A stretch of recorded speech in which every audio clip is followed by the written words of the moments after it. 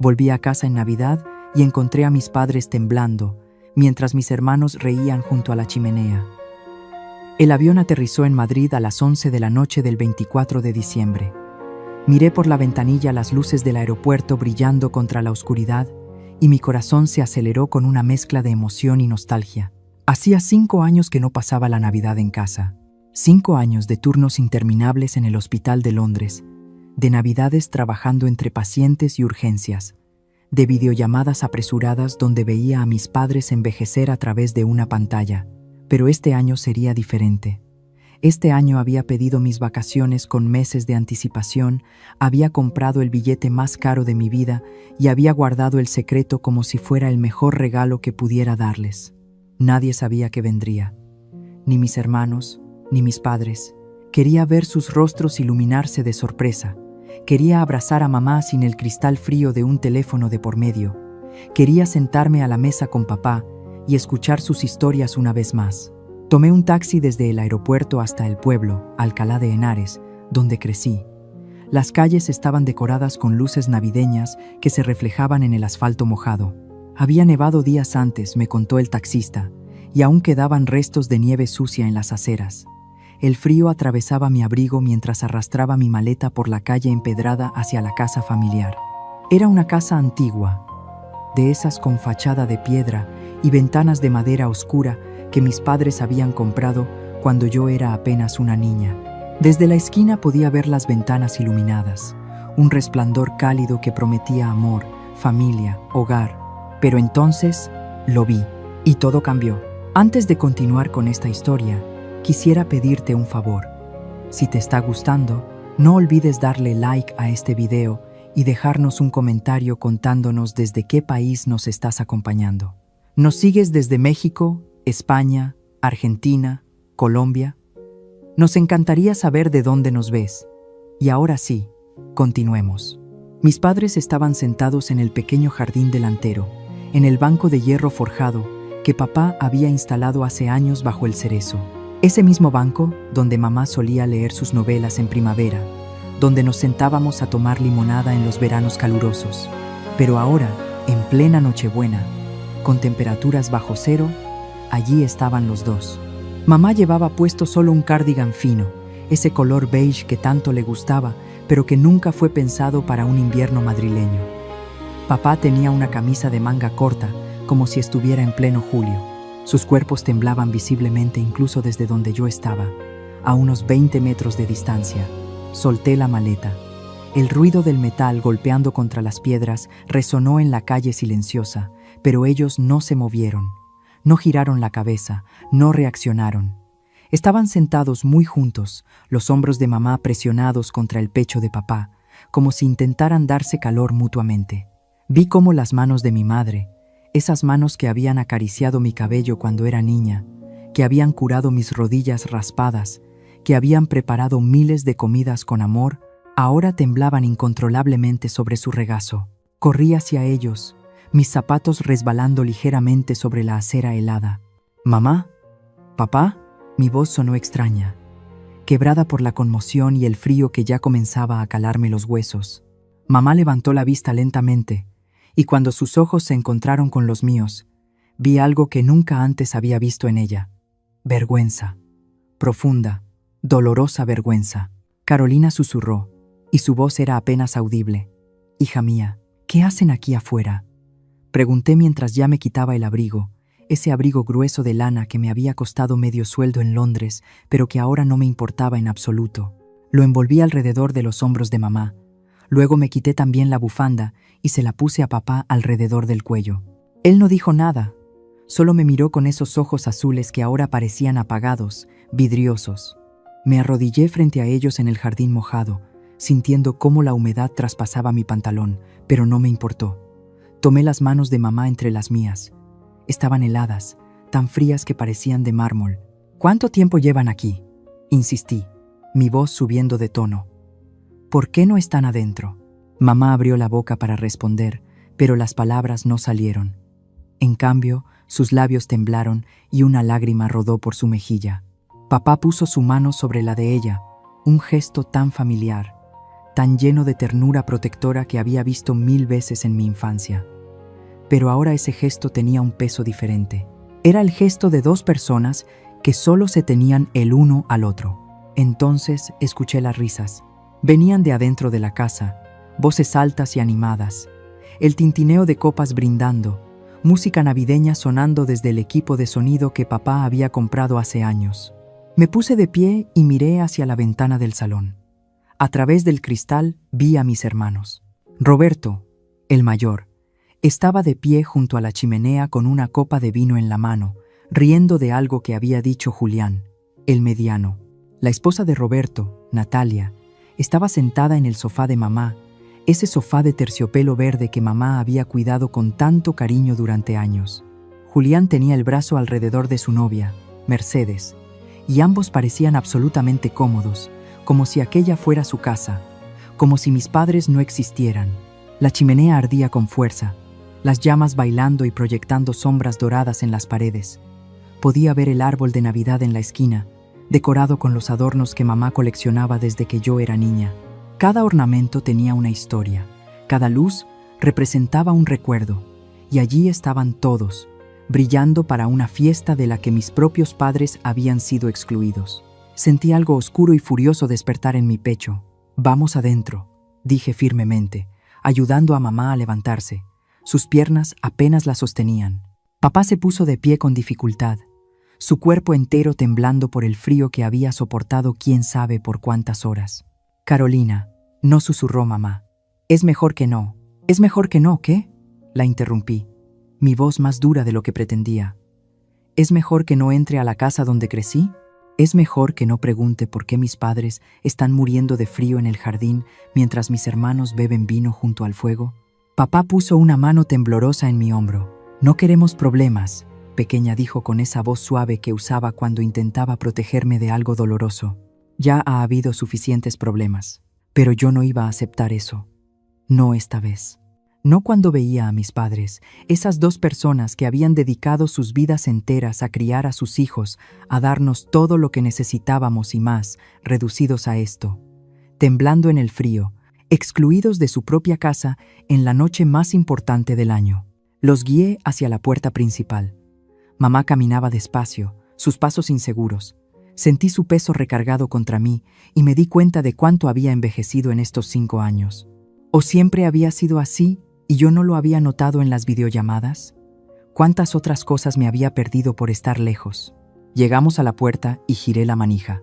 Estaba cerrada con llave. Desde adentro, golpeé la puerta con el puño, fuerte, repetidas veces. El sonido resonó como truenos en la noche silenciosa.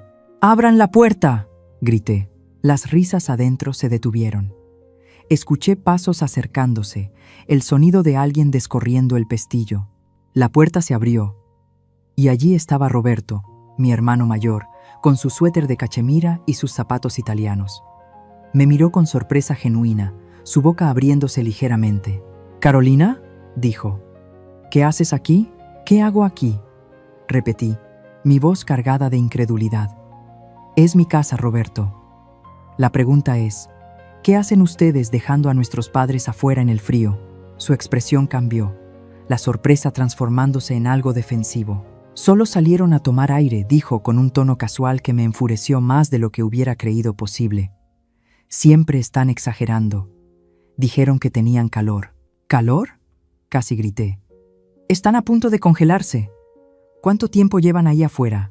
Roberto se encogió de hombros. «No sé, 1 hora, tal vez 2. No los estaba cronometrando. Empujé la puerta con más fuerza de la necesaria, haciéndome espacio para entrar con mamá y papá. El calor del interior nos golpeó como una ola. El contraste era tan marcado que mamá jadeó, su cuerpo estremeciéndose violentamente por el cambio de temperatura. Julián apareció detrás de Roberto, su cara roja por el vino. «Vaya, vaya. La doctora ha regresado», dijo con un tono que pretendía ser bromista, pero que sonó condescendiente. «¿Ya te cansaste de salvar vidas en Inglaterra?». Lo ignoré completamente y guié a mis padres hacia el sofá más cercano, ese sofá que Natalia ocupaba con tal aire de propiedad. Ella nos miró venir y, para mi absoluta furia, no se movió. Se quedó sentada allí, con su vestido de diseñador y su copa de champán, como si fuera la dueña del lugar. «Disculpa», dije, mi voz fría como el hielo. «Necesito ese asiento para mis padres». Natalia intercambió una mirada con Roberto. Luego se levantó con movimientos exageradamente lentos, como si me estuviera haciendo un gran favor. «Claro», dijo arrastrando las palabras. «Aunque no sé por qué tanto drama. Antonio y Beatriz están perfectamente bien». Antonio y Beatriz. Mis padres. Esos nombres sonaron extraños en su boca, demasiado casuales, demasiado familiares de una manera que no sentía correcta. Como si fueran compañeros de trabajo en lugar de los suegros que habían acogido a Natalia en esta familia cuando no tenía a dónde ir en sus primeras navidades con Roberto. Senté a mamá y papá en el sofá, envolviéndolos con las mantas que encontré dobladas en el respaldo. Mantas que mamá misma había tejido durante incontables noches frente a la televisión. Me arrodillé frente a ellos y tomé sus manos nuevamente. ¿Están bien?, pregunté suavemente. ¿Necesitan ir al hospital? Mamá negó con la cabeza, pero la vi temblar. «Estamos bien», cariño susurró. «No te preocupes», pero yo sí me preocupaba. Me preocupaba muchísimo. Y más aún me preocupaba el hecho de que la familia entera estaba reunida alrededor de nosotros ahora, pero nadie más parecía preocupado. Roberto se había vuelto a servir vino. Julián y Mercedes conversaban en voz baja junto al árbol. Natalia revisaba su teléfono con expresión aburrida. Me puse de pie y los enfrenté a todos. «¿Alguien me va a explicar qué está pasando aquí?», pregunté, mirándolos uno por uno. Roberto suspiró, como si yo fuera una niña haciendo una rabieta innecesaria. «Mira, Carolina, sé que has estado fuera mucho tiempo y tal vez no entiendes cómo son las cosas ahora, pero mamá y papá necesitan límites». «¿Límites?», repetí, sin poder creer lo que estaba escuchando. «¿Te refieres a dejarlos congelarse afuera como límites?». «No seas dramática», intervino Julián. «Nadie los dejó congelarse, solo necesitaban un poco de tiempo para calmarse». «¿Calmarse de qué?», exigí saber. Natalia fue quien respondió, su voz dulce pero con un filo de acero debajo. De su constante queja y demanda de atención dijo: «Hemos estado aquí toda la semana preparando la cena de Nochebuena, decorando, limpiando, y ellos no han hecho más que quejarse de cómo hacemos las cosas. Que si la decoración no está donde siempre la ponen, que si la comida no está preparada como a ellos les gusta, que si necesitan más calefacción, que si el volumen de la música está muy alto. Es agotador, Carolina». Así que cuando Antonio empezó a discutir sobre el termostato nuevamente, Roberto pensó que sería mejor que tomaran un poco de aire fresco. Aire fresco. Esas palabras sonaron tan absurdas en ese contexto que casi me río. Pero no había nada gracioso en esta situación. «Esta es su casa», dije lentamente, pronunciando cada palabra con cuidado. «Su casa, su termostato, sus decoraciones, su forma de preparar la comida. ¿Quiénes son ustedes para decidir cómo deben vivir en su propio hogar?».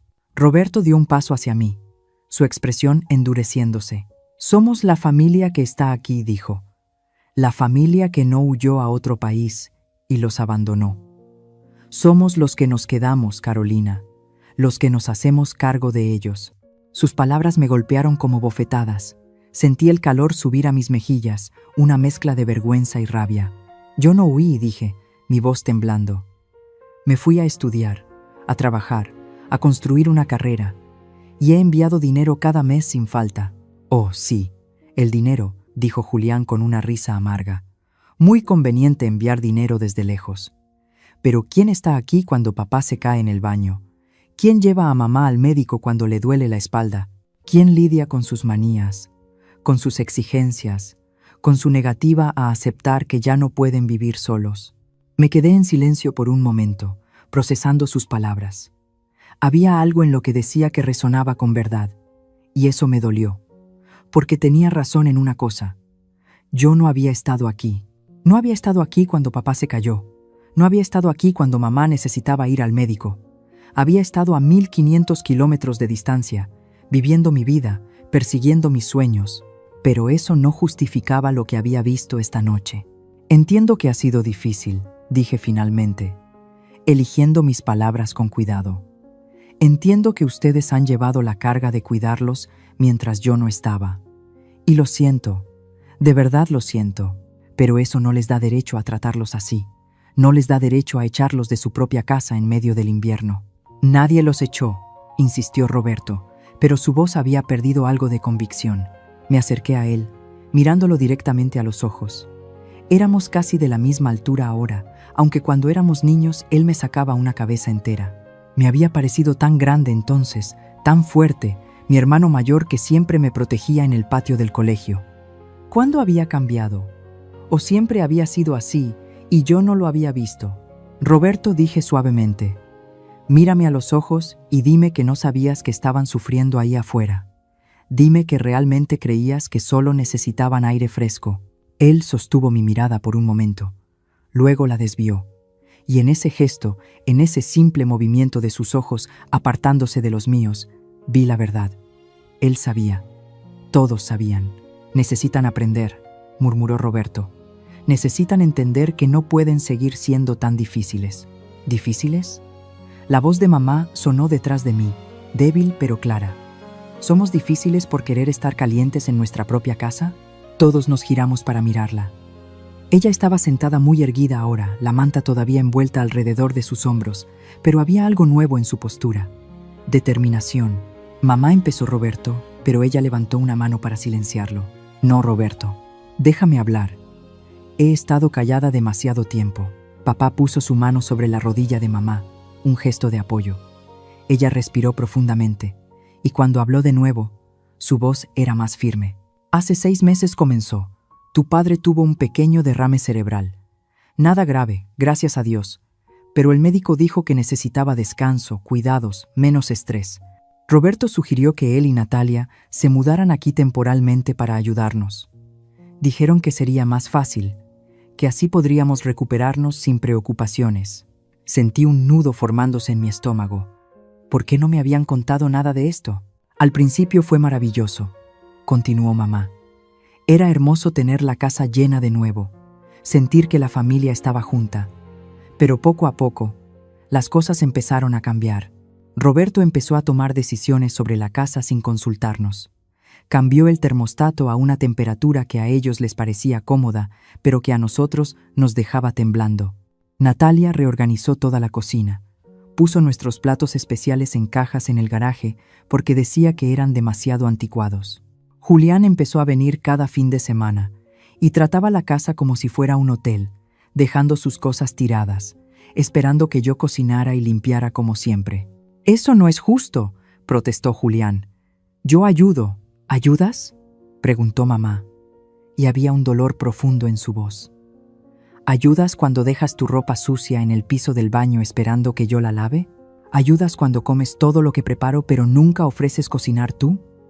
¿Ayudas cuando traes a Mercedes y esperan que les prepare el desayuno en la cama como si esto fuera un bed and breakfast?» El silencio que siguió fue ensordecedor. Mercedes se había puesto roja, mirando fijamente sus zapatos. Julián abría y cerraba la boca como un pez fuera del agua. Pero lo peor, continuó mamá, y ahora las lágrimas corrían libremente por sus mejillas. Lo peor fue cuando empezaron a tratarnos como si fuéramos una carga, como si fuéramos niños traviesos que necesitaban ser disciplinados. Cuando tu padre pidió que subieran la calefacción porque tenía frío, Roberto dijo que estábamos siendo ridículos, que la temperatura estaba perfectamente bien. Cuando intenté cocinar mi propia cena porque Natalia había hecho algo demasiado picante para mi estómago, ella se ofendió y me dijo que era una desagradecida. Natalia resopló. «Pasé 3 horas haciendo esa comida», dijo. «Y tú la rechazaste como si fuera basura». «No la rechacé como basura», respondió mamá, su voz subiendo por primera vez. «Simplemente no podía comerla. El médico me dijo que evitara las comidas muy condimentadas por mi acidez. Te lo expliqué, pero no quisiste escuchar». Me senté en el brazo del sofá junto a mamá, poniendo mi mano sobre su hombro. Ella se inclinó hacia mí, y pude sentir cómo su cuerpo entero temblaba, no solo por el frío que aún tenía en los huesos, sino por la emoción de finalmente decir todo esto en voz alta. «Cuéntame todo», dije suavemente. «Necesito saberlo todo». Y así, en esa sala iluminada por el fuego de la chimenea, con el árbol de Navidad brillando en la esquina y los villancicos sonando bajito desde el equipo de sonido, Mamá me contó la verdad que había estado escondiendo durante meses. Me contó cómo Roberto había empezado a manejar las finanzas de la casa, diciendo que era más eficiente si él pagaba todo y ellos simplemente le reembolsaban su parte. Pero de alguna manera, su parte siempre parecía crecer. Primero era solo la mitad de los gastos, luego 2/3, luego casi todo. Cuando papá cuestionó los números, Roberto se molestó y dijo que si no confiaban en él, podía irse y dejarlos solos para que vieran lo difícil que era realmente. Me contó cómo las cenas familiares se habían convertido en sesiones donde Roberto y Julián hablaban sobre sus vidas, sus trabajos, sus planes, mientras que cada vez que mamá o papá intentaban contribuir a la conversación, eran sutilmente ignorados o interrumpidos. Me contó cómo Natalia había comenzado a referirse a la casa como nuestra casa, en lugar de la casa de Antonio y Beatriz, cómo había invitado a sus propios amigos sin preguntar primero, cómo había regalado algunas de las cosas de mamá a una tienda de segunda mano porque estorbaban y ya nadie las usaba. Me contó cómo una noche, cuando papá se había despertado con dolor de pecho y necesitaba ir al hospital, Roberto les había dicho que esperaran hasta la mañana porque él tenía una reunión importante temprano y no quería estar cansado. Afortunadamente, el dolor había cedido por sí solo, pero mamá había pasado toda la noche despierta, aterrorizada de que su esposo estuviera teniendo otro derrame, mientras su propio hijo dormía tranquilamente en la habitación de al lado. Con cada historia, con cada revelación, sentía la rabia crecer dentro de mí como una hoguera alimentada por viento. Pero me obligué a mantenerme calmada, a escuchar, porque sabía que mamá necesitaba ser escuchada. Probablemente era la primera vez en meses que alguien realmente la escuchaba sin interrumpirla, sin minimizar sus preocupaciones, sin decirle que estaba exagerando. Cuando finalmente terminó, su voz se quebró en un sollozo que había estado conteniendo durante demasiado tiempo. La abracé, sintiendo cómo su cuerpo frágil se sacudía contra el mío. Papá se unió al abrazo, sus brazos envolviéndonos a ambas, y por un momento los tres estuvimos simplemente allí, una unidad sólida de amor y dolor compartido. Cuando finalmente nos separamos, miré a mis hermanos. Roberto evitaba mi mirada, estudiando el contenido de su copa de vino como si fuera lo más fascinante del mundo.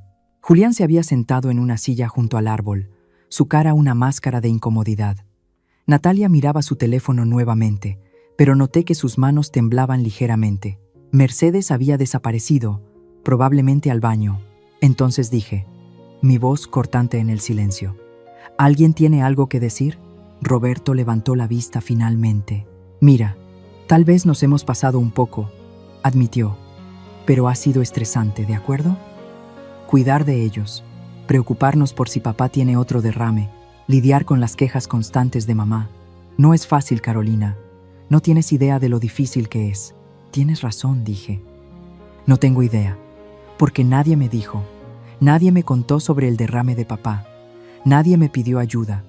Simplemente tomaron el control de la situación y decidieron que sabían mejor. Estabas ocupada con tu vida importante en Londres, dijo Julián con amargura. No queríamos molestarte.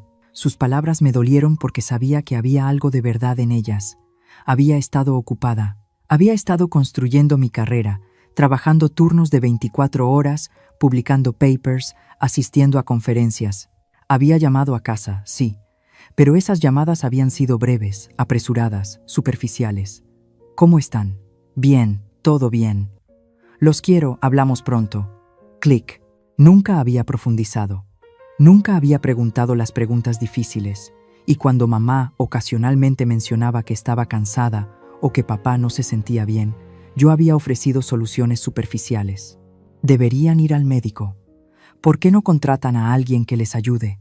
Como si el dinero pudiera resolver todo, como si mi presencia no importara. Pero reconocer mi propia culpa no significaba que iba a permitir que esto continuara. Tienen razón, dije finalmente. No he estado aquí. Y esa es mi culpa, mi responsabilidad que debo enfrentar.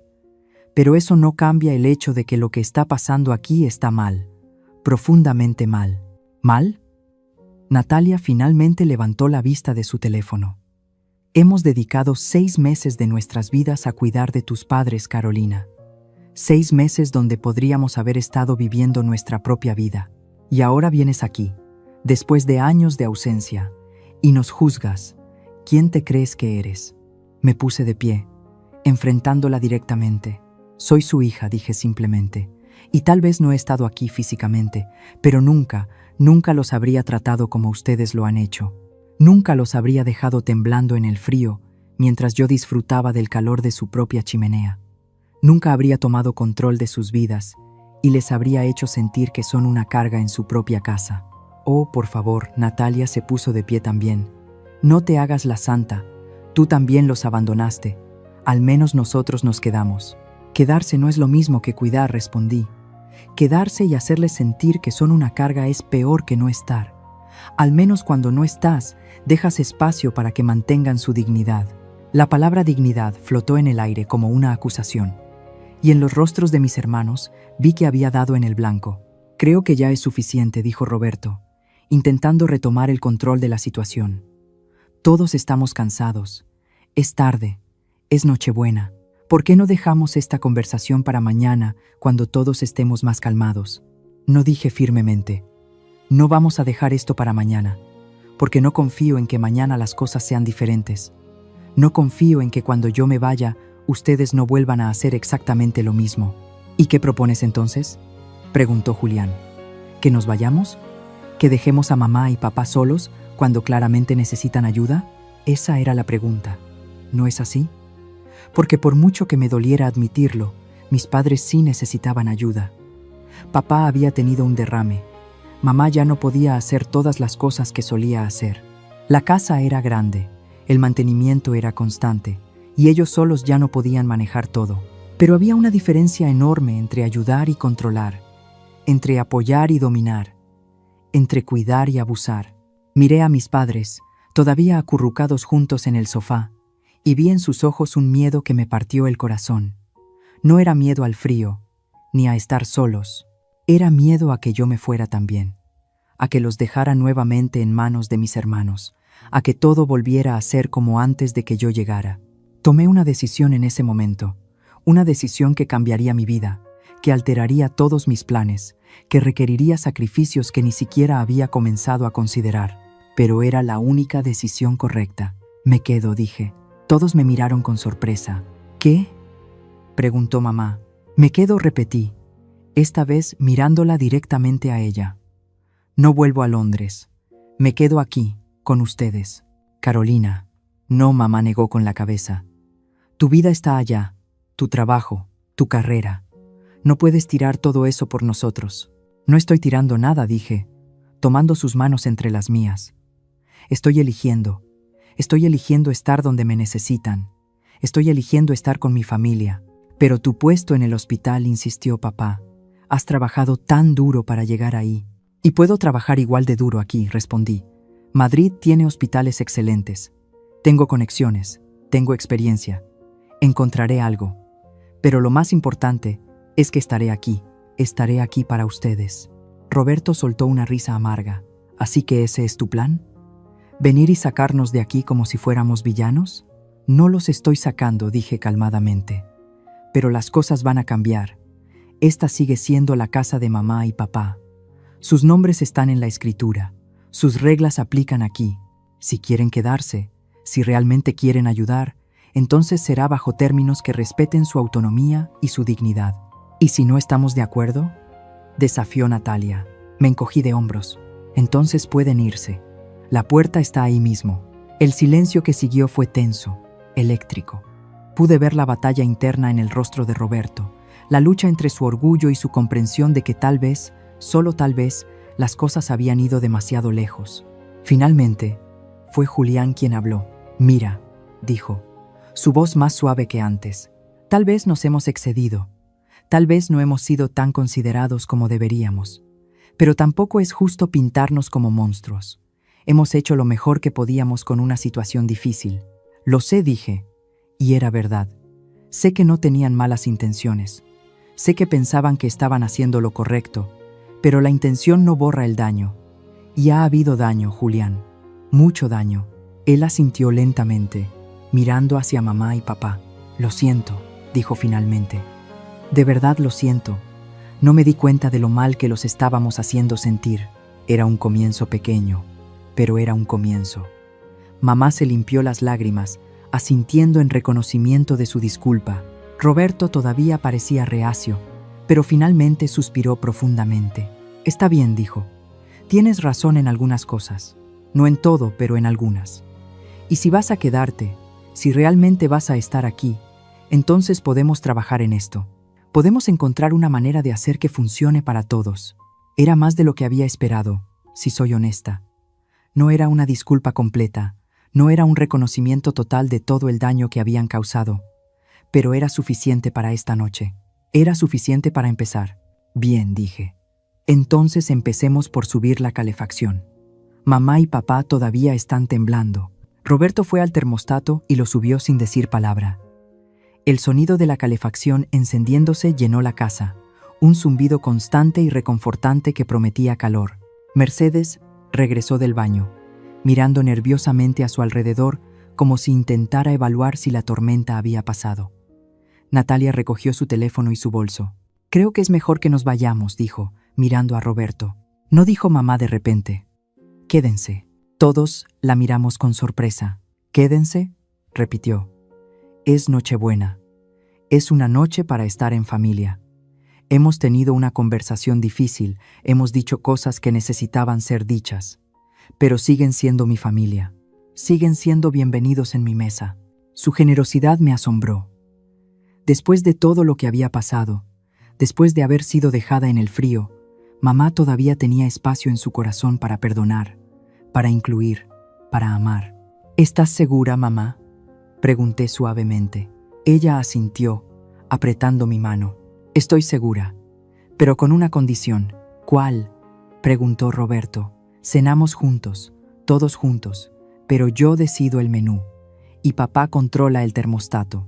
Una sonrisa pequeña apareció en el rostro de Roberto. Trato hecho. Y así, en una de las nochebuenas más extrañas y tensas que jamás hayamos tenido, nos sentamos todos alrededor de la mesa del comedor. Mamá, con mi ayuda, preparó su famosa sopa de almendras, el plato que había hecho cada Navidad desde que tengo memoria. Papá abrió una botella del vino que había estado guardando para una ocasión especial. Y comimos juntos, no en la armonía perfecta que las películas de Navidad prometen, pero sí en una honestidad incómoda que era de alguna manera más real y más valiosa. Durante la cena, propuse que estableciéramos algunas reglas nuevas. Reglas que protegerían a mamá y papá, pero que también reconocerían las necesidades de todos. Primero dije, todas las decisiones sobre la casa, las finanzas, el termostato, la decoración, todo, se toman conjuntamente con mamá y papá. No se toman decisiones por ellos, sino con ellos. De acuerdo, asintió Roberto. Segundo, si van a quedarse aquí ayudando, lo cual aprecio genuinamente, necesitan recordar que esto es ayudar, no tomar el control. Ayudar significa hacer las cosas más fáciles para mamá y papá, no más fáciles para ustedes. Juliana asintió, mirando su plato con algo que parecía vergüenza. Tercero, continué. Yo voy a estar aquí ahora. Voy a mudarme de vuelta a casa, al menos por un tiempo, mientras encontramos una solución sostenible a largo plazo. Eso significa que voy a estar involucrada en todas las decisiones importantes. ¿Y tu trabajo en Londres?, preguntó papá, preocupación clara en su voz. Voy a renunciar, dije simplemente. O pedir una transferencia, si es posible. Pero mi prioridad ahora es estar aquí. Carolina, empezó mamá, sus ojos llenándose de lágrimas nuevamente. No tienes que sacrificar tu vida por nosotros. Tomé su mano a través de la mesa. No es un sacrificio, mamá. Es una elección. Y es la elección correcta para mí. He pasado 5 años construyendo una carrera, viviendo para mí misma, y no me arrepiento de eso.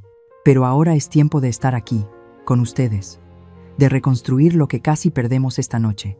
Papá se limpió los ojos con el dorso de su mano, un gesto que había visto hacer 1000 veces, pero que nunca había significado tanto como en ese momento.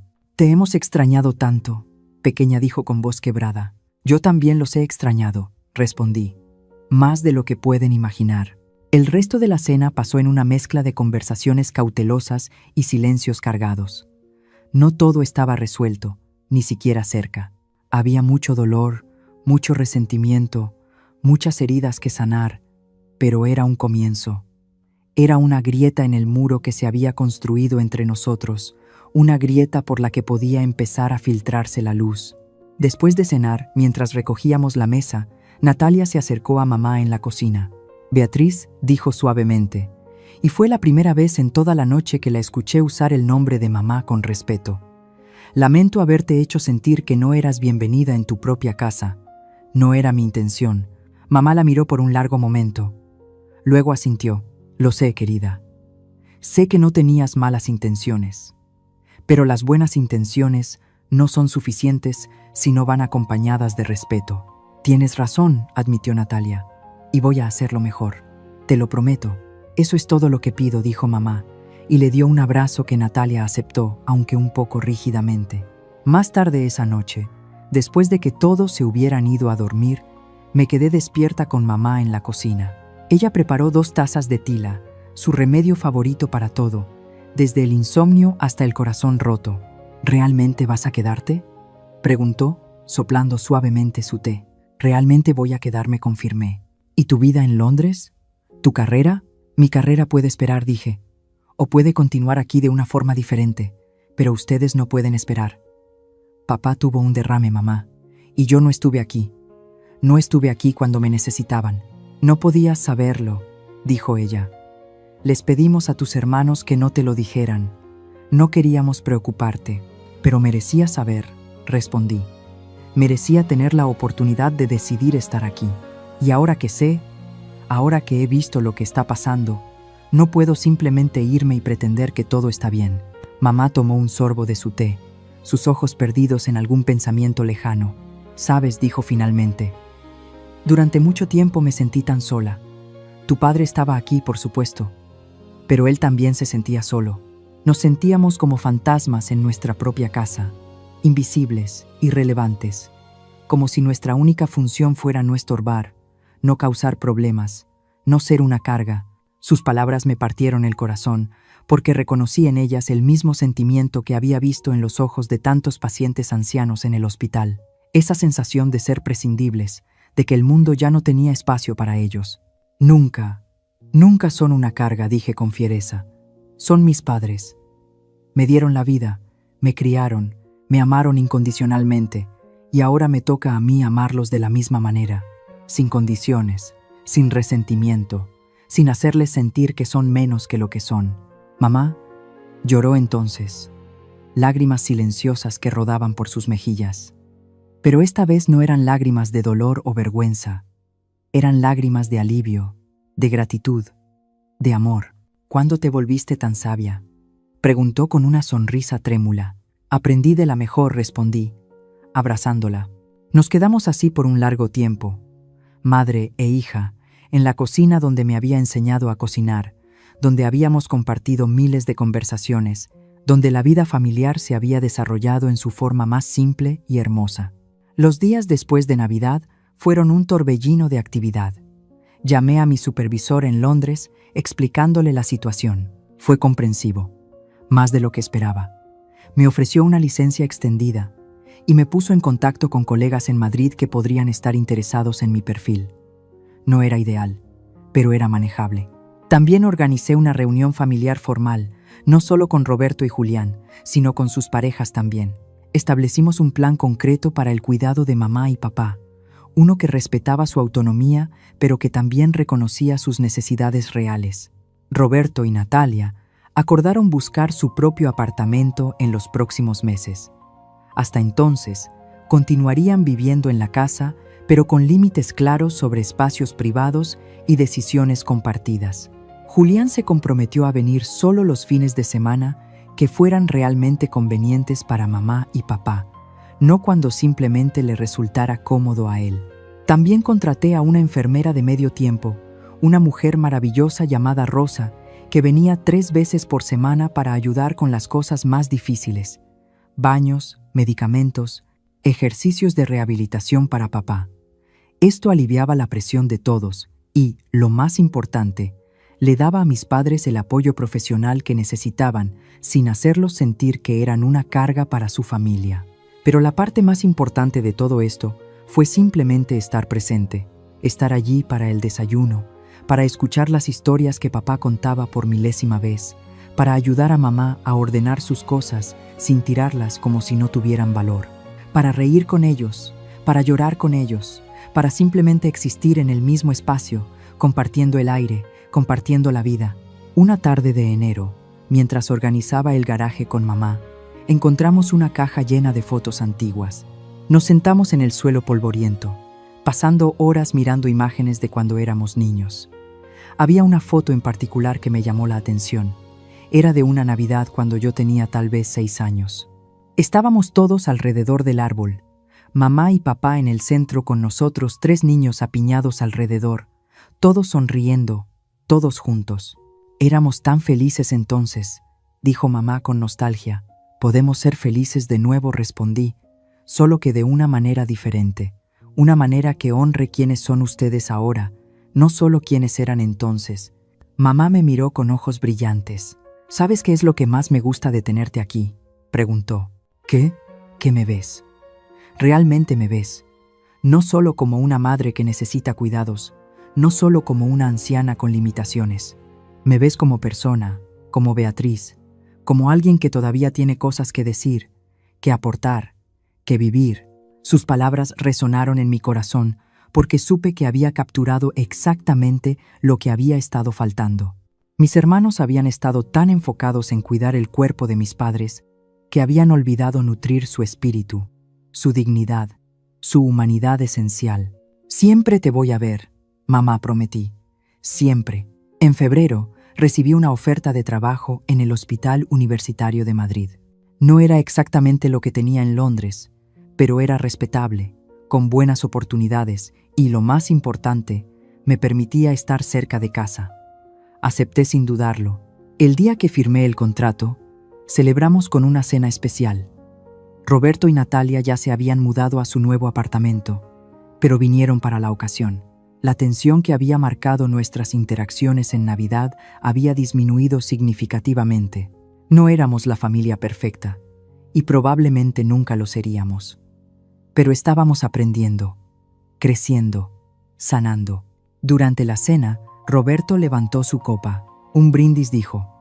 Por Carolina, que nos hizo ver lo que no queríamos ver, que tuvo el coraje de llamarnos cuando estábamos equivocados, y que nos recordó lo que significa realmente cuidar de alguien que amas.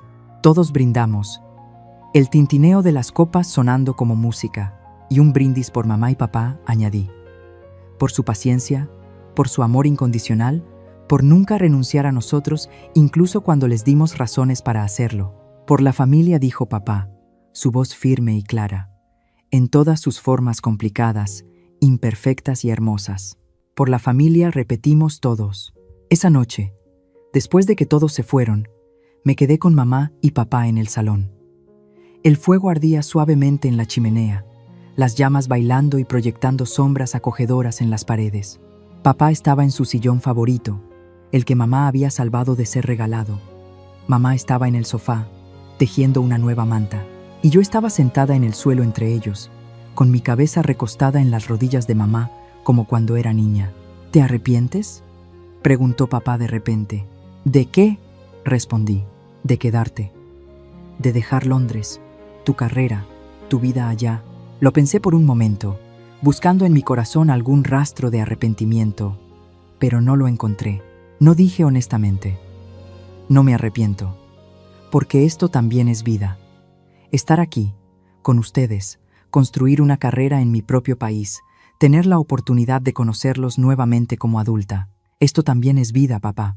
Y es una buena vida. Mamá acarició mi cabello suavemente. Eres un regalo, susurró. El regalo más hermoso que jamás hayamos recibido. Ustedes son mi regalo, respondí, y casi los pierdo. Casi dejé que se escurrieran entre mis dedos mientras perseguía cosas que pensaba que eran más importantes. Pero nada es más importante que esto. Nada. Nos quedamos así por horas, simplemente estando juntos, sin necesidad de palabras. El reloj en la pared marcaba el paso del tiempo, pero en ese momento el tiempo parecía detenerse. Era solo nosotros tres, una unidad completa, sanando las heridas del pasado y construyendo puentes hacia el futuro. Pensé en aquella noche de Navidad, en cómo había encontrado a mis padres temblando en el frío mientras mis hermanos reían junto a la chimenea.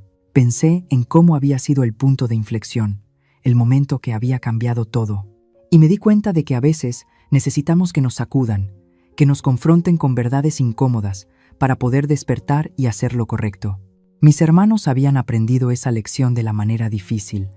Yo también, en cierto sentido, pero lo importante era que la habíamos aprendido. Todavía estábamos aprendiendo. A medida que pasaban los meses, vi cambios reales. Roberto visitaba más seguido, pero con una actitud diferente. Ya no venía a verificar o controlar, venía simplemente a estar con sus padres. Traía flores para mamá, se sentaba a jugar ajedrez con papá. Natalia había hecho un esfuerzo genuino por reparar su relación con mamá, pidiéndole que le enseñara sus recetas famosas, escuchando realmente sus historias en lugar de simplemente esperando su turno para hablar. Julián también había madurado. Vino menos frecuentemente, es cierto, pero cuando venía, era más presente. Ayudaba con las tareas de la casa sin que se lo pidieran. Iniciaba conversaciones significativas. Se interesaba genuinamente en las vidas de nuestros padres.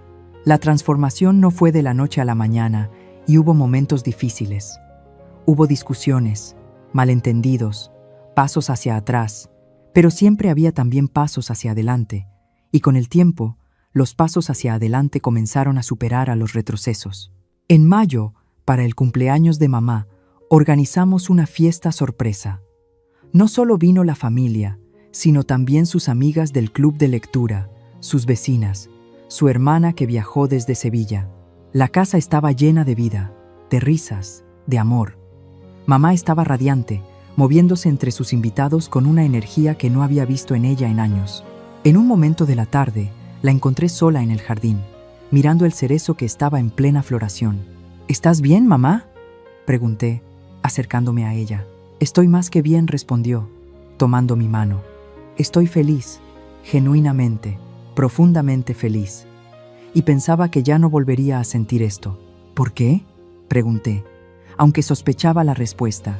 Porque me había resignado, dijo simplemente. Me había resignado a ser invisible, a ser tolerada en lugar de amada, a existir en los márgenes de mi propia vida. Pero tú me devolviste al centro, Carolina. Me recordaste que todavía importo, que todavía tengo valor, que todavía tengo voz. Siempre has importado, mamá, dije, abrazándola. Siempre has tenido valor y voz. Solo necesitábamos recordar, escuchar. Ella me abrazó fuerte, y en ese abrazo sentí todo el amor, toda la gratitud, toda la esperanza que ahora llenaba su corazón. Esa noche, después de que todos se fueron, cuando la casa finalmente estaba tranquila y en orden, me senté en el banco del jardín donde había encontrado a mis padres esa Nochebuena. Era una noche clara. Las estrellas brillaban intensamente en el cielo madrileño. Pensé en todo lo que había cambiado desde aquella noche, en todas las lecciones aprendidas, en todas las relaciones reconstruidas. Papá salió y se sentó a mi lado. ¿En qué piensas?, preguntó. En la Navidad, respondí. En cómo una noche terrible se convirtió en el catalizador de algo hermoso. A veces necesitamos tocar fondo para poder empezar a subir, dijo con sabiduría. Esa noche fue nuestro fondo, pero gracias a ti, pudimos empezar a subir de nuevo. No fue solo gracias a mí, dije. Ustedes también lucharon. Se negaron a ser invisibles, a aceptar un trato que no merecían. Eso también tomó coraje. ¿Tomó desesperación?, corrigió papá con una sonrisa triste. Pero sí, supongo que también algo de coraje. Nos quedamos sentados en silencio por un momento, simplemente disfrutando de la noche, de la compañía mutua. ¿Sabes qué es lo más gracioso?, dijo papá finalmente. Tus hermanos ahora son mejores hijos de lo que eran antes. Todo esto, por horrible que fuera, al final nos acercó más. Los obligó a confrontar sus propios comportamientos, a crecer. Y nosotros también tuvimos que crecer, aprender a pedir ayuda de manera más clara, a establecer límites. Tenía razón. De alguna manera retorcida, aquella terrible Nochebuena había sido un regalo amargo y doloroso. pero un regalo al fin. Había abierto conversaciones que necesitaban suceder, había expuesto verdades que necesitaban ser dichas, había iniciado cambios que necesitaban ocurrir. «Papá», dije suavemente, «¿me perdonas? ¿Perdonarte por qué?», preguntó genuinamente confundido. «Por no haber estado aquí, por haber estado tan absorta en mi propia vida que no me di cuenta de que me necesitaban, por todas esas llamadas breves donde pregunté cómo estaban pero no esperé realmente una respuesta honesta». Papá tomó mi mano entre las suyas, esas manos grandes y curtidas que habían trabajado duro toda su vida para darnos todo lo que necesitábamos. «Carolina, no hay nada que perdonar», dijo con firmeza. «Viviste tu vida como debías vivirla. Seguiste tus sueños, construiste tu carrera. Eso es exactamente lo que tu madre y yo queríamos para ti. El problema nunca fue que te fueras. El problema fue que cuando las cosas se pusieron difíciles aquí, nadie nos trató con el respeto y la dignidad que merecíamos. Eso no tiene nada que ver contigo, pero podría haber estado más presente», insistí. «Podrías», admitió. «Pero esa es una lección que todos aprendemos en algún momento, que el equilibrio entre vivir nuestra propia vida y estar presentes para los que amamos es difícil, especialmente cuando hay distancia física de por medio. Lo importante es que cuando te diste cuenta, actuaste. No te quedaste en la culpa, no te paralizaste con remordimientos. Viniste, viste lo que estaba pasando y lo cambiaste. Eso es lo que importa». Sus palabras me liberaron de un peso que ni siquiera sabía que estaba cargando. Dejé que las lágrimas rodaran por mis mejillas, lágrimas de alivio, de gratitud, de amor profundo e incondicional. «Los amo tanto», susurré. «Y nosotros te amamos a ti», respondió, «más de lo que las palabras pueden expresar». Mamá salió entonces, con una manta en los brazos. «Pensé que tal vez tendrían frío», dijo, envolviéndonos a ambos con la manta. Se sentó al otro lado de papá, y los tres nos quedamos allí, en ese banco que había sido testigo de tanto sufrimiento, pero que ahora era testigo de nuestra sanación. Era como cerrar un círculo, reclamar ese espacio y llenarlo de nuevos recuerdos, mejores recuerdos. «¿Recuerdan cuando Carolina era pequeña y solíamos sentarnos aquí en las noches de verano?», dijo mamá. «Claro», respondió papá. «Solías contar las estrellas e inventar historias sobre cada una». «Todavía podemos hacer eso», dije. «Todavía podemos crear nuevos recuerdos». Y así lo hicimos. Pasamos la siguiente hora inventando historias sobre las estrellas, riendo como no habíamos reído en años, simplemente disfrutando de estar juntos. Era simple, era ordinario, y era absolutamente perfecto. Los meses siguientes trajeron más cambios, todos positivos. En julio, organizamos unas vacaciones familiares, algo que no habíamos hecho en más de una década. Fuimos a San Sebastián, alquilamos una casa junto al mar. Fueron 2 semanas de playa, comida increíble, conversaciones largas y risas abundantes. Ver a mis padres tan relajados, tan felices, tan vivos, valió más que cualquier logro profesional que pudiera haber alcanzado en Londres. En septiembre, cuando el año estaba girando hacia el otoño, recibí una promoción inesperada en el hospital. El jefe del departamento de cardiología se estaba jubilando, y para mi sorpresa, me ofreció su posición. Era una oportunidad increíble. El tipo de oportunidad que había soñado, pero que pensé que había sacrificado al regresar a España. «Deberías aceptarla», dijo mamá cuando le conté. «Pero significaría más horas, más responsabilidad, menos tiempo aquí», dije preocupada. «Y eso está bien», respondió. «Estamos bien ahora, Carolina. Tienes que vivir tu vida también.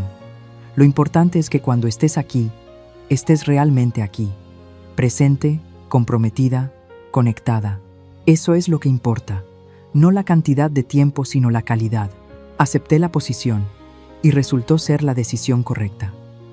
El trabajo era desafiante y gratificante, y podía hacerlo sin sentir que estaba abandonando a mis padres. Habíamos encontrado un equilibrio, una forma de honrar tanto mis necesidades como las de ellos. Para cuando llegó la siguiente Navidad, casi un año completo después de aquella noche terrible, la diferencia era como día y noche. Esta vez, cuando llegué a casa después del trabajo en Nochebuena, encontré la casa caliente y acogedora, llena de gente y risas. Pero estas eran risas inclusivas, risas compartidas. Mamá estaba en la cocina, dirigiendo la preparación de la cena con mano experta. Natalia estaba a su lado, no tomando control, sino realmente ayudando, escuchando las instrucciones y siguiéndolas. Roberto estaba con papá en el salón, montando un nuevo estante para libros que papá había querido durante meses. Julián y Mercedes jugaban un juego de mesa en la mesa del comedor. Y en medio de todo esto, mis padres brillaban. No eran invisibles, no eran tolerados, no eran una carga. Eran el centro de todo, los pilares alrededor de los cuales la familia se reunía, los anfitriones amados y respetados de su propia casa. Durante la cena, Roberto levantó su copa. «Quiero hacer un brindis», dijo.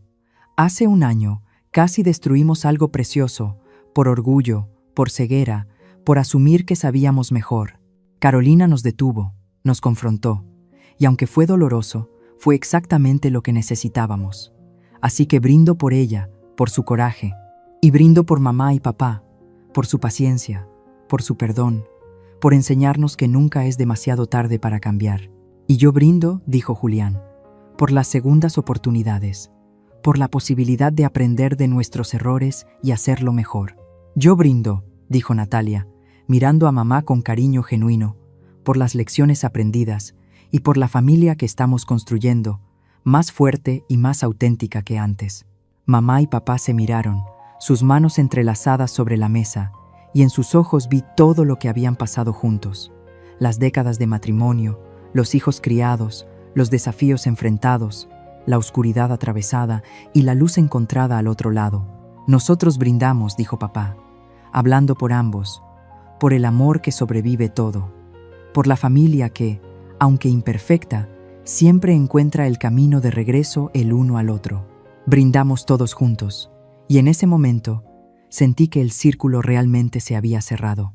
Habíamos ido a un lugar oscuro y habíamos regresado transformados, no sin cicatrices, pero más sabios, más fuertes, más conectados. Después de la cena, cuando estábamos en el salón abriendo regalos, mamá me llamó aparte. «Ven», dijo, guiándome a su habitación. Del armario sacó una caja envuelta en papel plateado.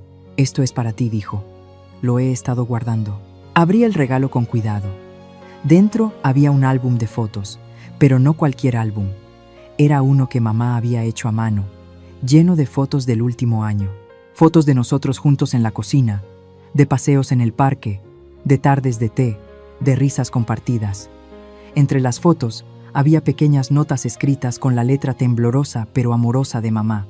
«El día que volviste a casa», decía una nota junto a una foto borrosa que papá había tomado de nosotras abrazadas en el salón. «Nuestro primer paseo juntas después de tantos años», decía otra, junto a una foto de nosotras en el retiro. «Mi hija, mi salvadora, mi amor», decía la última nota, en una página donde había puesto una foto de nosotras dos en el jardín, sentadas en ese banco bajo el cerezo, sonriendo a la cámara. Las lágrimas rodaron por mis mejillas mientras pasaba las páginas. «Mamá», susurré, «esto es hermoso. Quería que tuvieras un registro», dijo ella, también llorando. «Un registro de lo que tu regreso significó para nosotros. Cada foto en este álbum representa un momento que pensé que nunca volvería a tener. Momentos de conexión, de amor, de ser vista y valorada. Tú nos devolviste eso, Carolina, y quiero que siempre lo recuerdes». La abracé fuerte. Ese álbum presionado entre nuestros cuerpos. Nunca lo olvidaré, prometí. Nunca. Esa noche, cuando todos finalmente se fueron a dormir, me quedé despierta en mi habitación, mirando por la ventana el jardín iluminado por la luna. Pensé en todo el camino recorrido, en todas las lecciones aprendidas. Pensé en cómo un momento de horror había sembrado las semillas de algo hermoso. Pensé en mis padres, durmiendo pacíficamente en su propia cama en su propia casa, finalmente sintiendo que pertenecían, que importaban, que eran amados no a pesar de su edad, sino incluyendo todo lo que eran. Y pensé en mí misma, en la mujer que había sido cuando llegué a casa esa Nochebuena hace un año, tan segura de su éxito, tan orgullosa de su independencia, pero tan ciega a lo que realmente importaba. Y la mujer en la que me había convertido, todavía exitosa, todavía independiente, pero ahora también arraigada, conectada, presente. No era el camino que había planeado. No era la vida que había imaginado cuando me fui a Londres hace tantos años.